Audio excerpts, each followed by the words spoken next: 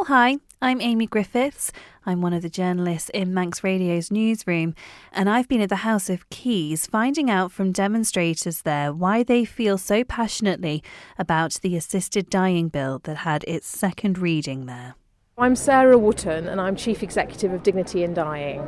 I think it's a historic vote today on the Isle of Man, and Dignity in Dying is here to support Dr. Alex Allinson and his bill. This is about choice and compassion for dying people. Without the option of assisted dying, some dying people will suffer at the end of life. And more countries have legalised this choice. 250 million people worldwide have access to these laws. It's really important that people have access to excellent end-of-life and palliative care, and also the choice of assisted dying. There are concerns that we'd become Death Island. What do you say to that? Well, first of all, there are 26 jurisdictions in the world that have assisted dying now, and there are more and more. So one of the territories in Australia has just announced today that they're bringing forward legislation. So soon all of Australia will have this option available for dying people.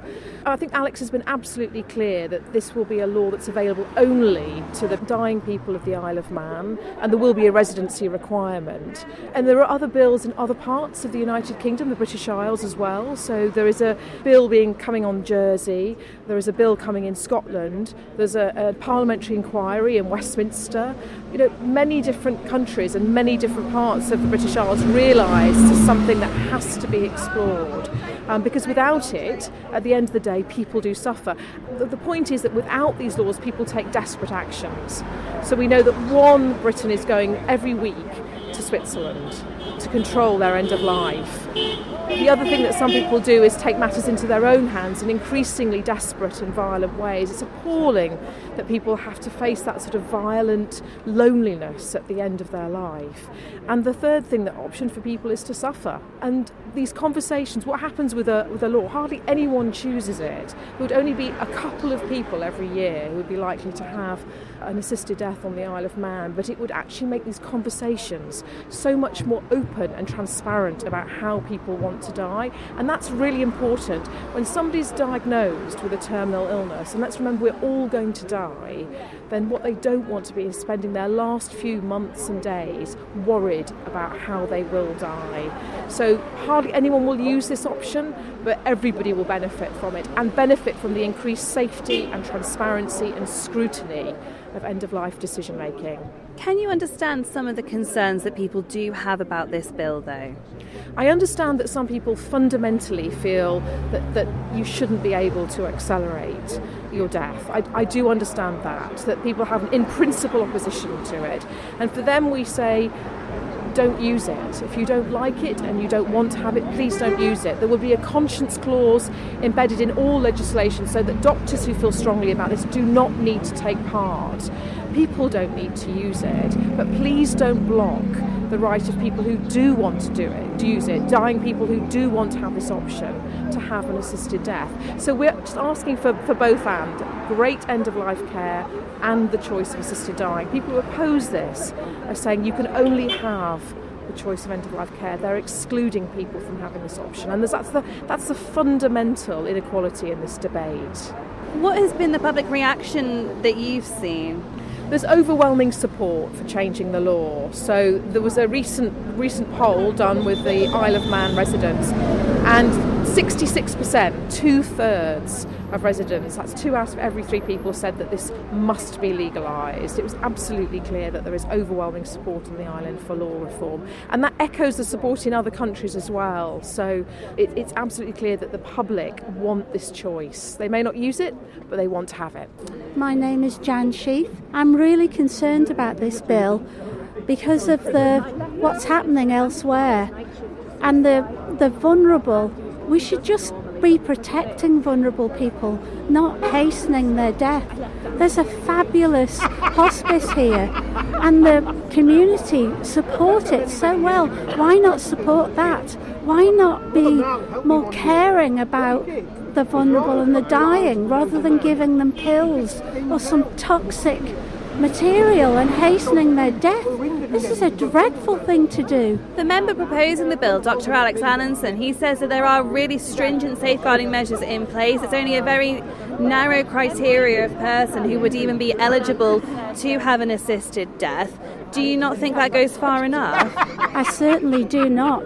When you look at what's happened in Canada and the Netherlands and how they've just relaxed those stringent applications, it won't be long before they would do it here. People are even doing it now, even before this bill is passed. They're trying to make it even wider. Do you not think that people should have a say? If they have been diagnosed with a terminal illness, they should have a say in how they leave this world? Of course they should, but that is not what this whole thing is about, is it? Really? Presumably, isn't it? You know, it's giving people the right to choose how to end their life on their own terms. If they've got a terminal illness that's going to kill them, that's medically been proven that it's going to kill them.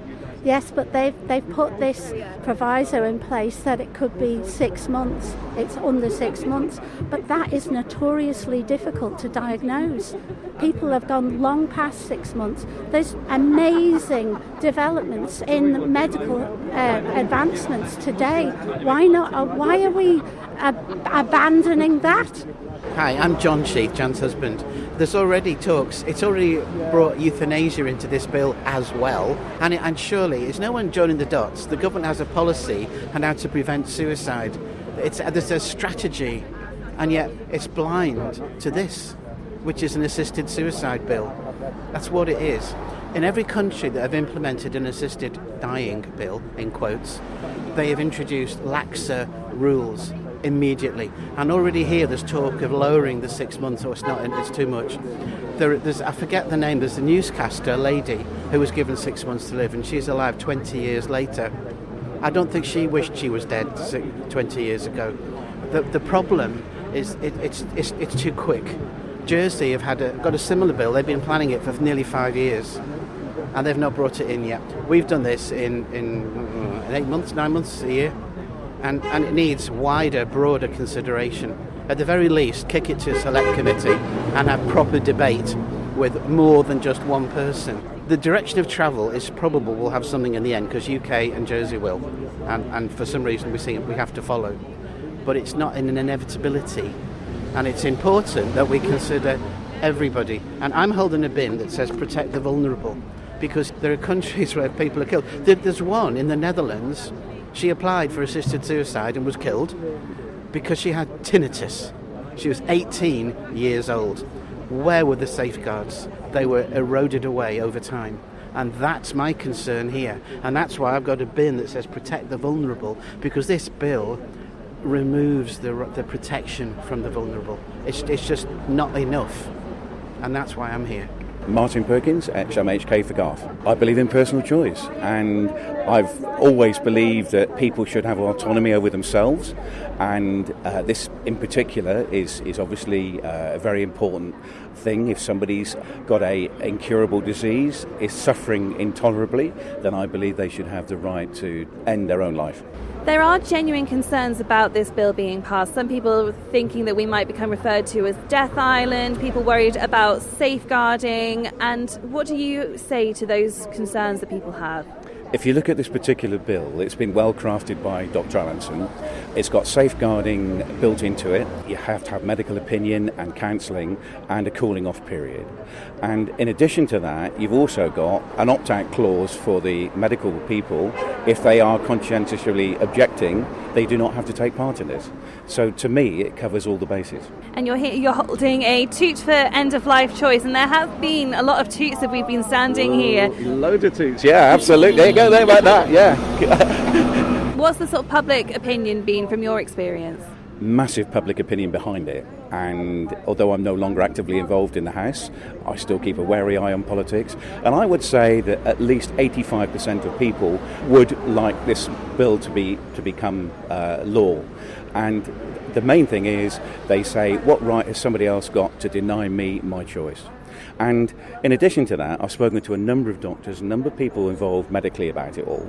They appreciate that if they don't want to get involved, they can. But there is also a lot of doctors and medics that are for it, but do not want to raise their head above the parapet. So some of the statistics that are being bandied around aren't quite right, and it's a bit of misinformation. Well, you say that, but the Isle of Man Medical Society surveyed its doctors, and 3/4 of them said that they don't support the bill, and actually it would mean that 34% of those would actually want to leave the island. So there is genuine concern amongst doctors there, surely? Only 60% of the doctors replied to the survey in the first place, and 35% leaving the island. It's very likely that the UK would go the same way in future, and I would argue the fact that there may well be a Labour government at the next UK election which is more open to this type of thing. At the moment they will not touch it because there's an election coming up. Baroness Molly Meacher came over the island and she's convinced that this will happen in the UK in a year or two's time. And you look at Scotland, you look at Wales, you look at Jersey. Jersey's farther down the route than we are. The Isle of Man is, notoriously we follow the UK suit. So we let them sort of lay out the lay of the land and then we follow suit. Would that not be a better strategy then, rather than trying to implement this ourselves? No, I think we need to get the ball rolling. And if you look worldwide, the rest of the Western world have got this more or less in some form or other. And you look at Australia, Canada, most of Europe, and we are lagging behind in that regard. Now, if the UK can't keep up with us, I don't see any reason why we shouldn't lay the ground and look after the people, the residents of the Isle of Man. My name's Paul, I live in Douglas. I think the bill will have serious unintended consequences. I think it will wreck the suicide prevention strategy, and I think that determined lobby groups will use equalities and human rights legislation to widen its extent far, far beyond the people that the proposers of the bill are actually trying to help.